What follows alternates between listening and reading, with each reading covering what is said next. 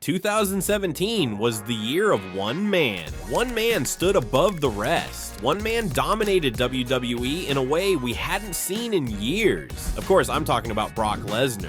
Lesnar had quite the reign of terror during this period. After years of part-time appearances and destroying everyone in his path, he won the Universal Championship at WrestleMania 33, and what followed was one of the longest world title reigns in modern WWE history, 503 days.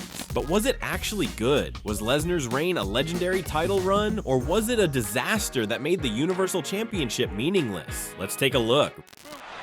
Brock Lesnar, the champion. Brock Lesnar's 503-day reign as Universal Champion kicked off in dominant fashion, and it all started at WrestleMania 33 in a battle of titans.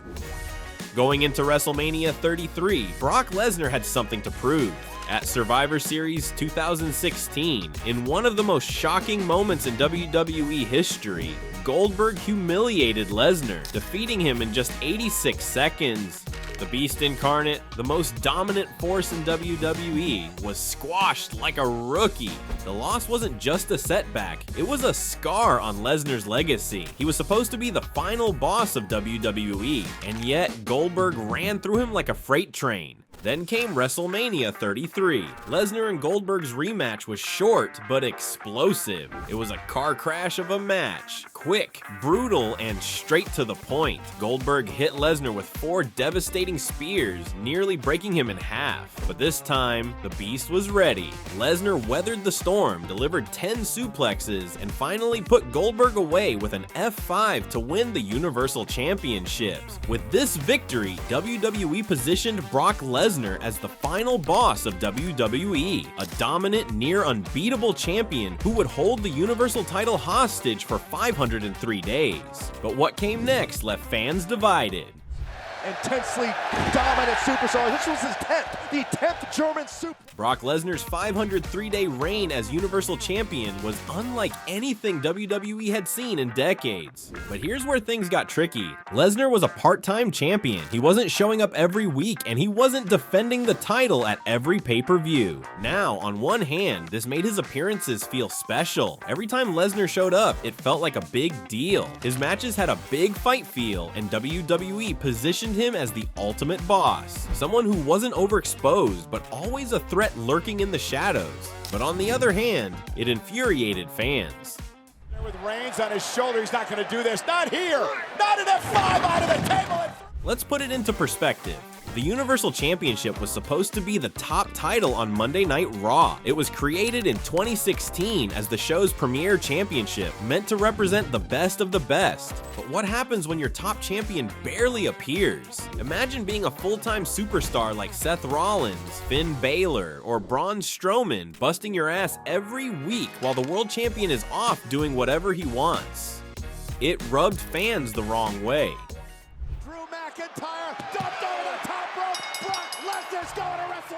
Historically, WWE champions like John Cena, CM Punk, and Triple H defended their titles frequently. They made the championship feel prestigious by carrying it with pride, cutting passionate promos about why being champion mattered, and putting it on the line against all challengers. But Lesnar? He wasn't doing any of that. Instead, the Universal Championship felt like an afterthought on Raw. Weeks would go by without even a mention of the title, and when Lesnar did show up, it was usually just Paul Heyman cutting a promo about how great he was. The frustration hit a boiling point when Raw had no world title storyline for months. Without a champion to chase, the main event scene felt stale, but WWE didn't care. They wanted Lesnar to feel like a special attraction. Every time he defended the belt, it was an event. His matches were hard-hitting, unpredictable, and packed with intensity. WWE Champion!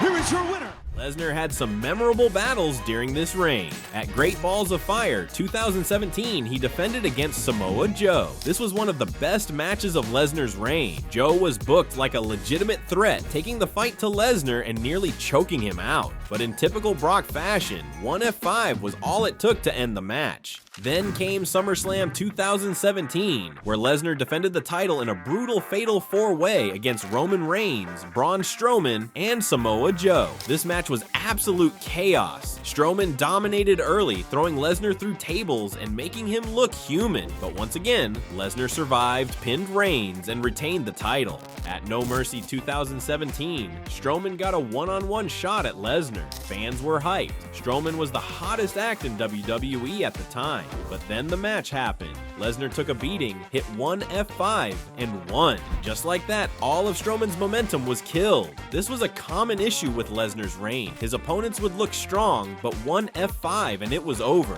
Lesnar went on to defend the title against Kane and Braun Strowman at the Royal Rumble 2018, and then against Reigns at WrestleMania 34, a match nobody wanted to see. Fans were ready for Reigns to win, end Lesnar's reign, and move on. Instead, Lesnar shocked everyone by retaining the title. WWE extended his reign, despite clear fan frustration. Brock Lesnar went through a war. By the time 2018 rolled around, WWE was dead set on making Roman Reigns the top guy, and the biggest hurdle in his way, Brock Lesnar. The problem? Fans weren't into it. Lesnar and Reigns had already faced off at WrestleMania 31, where Seth Rollins cashed in Money in the Bank and stole the title. But now, WWE was determined to finally have Roman defeat Brock clean.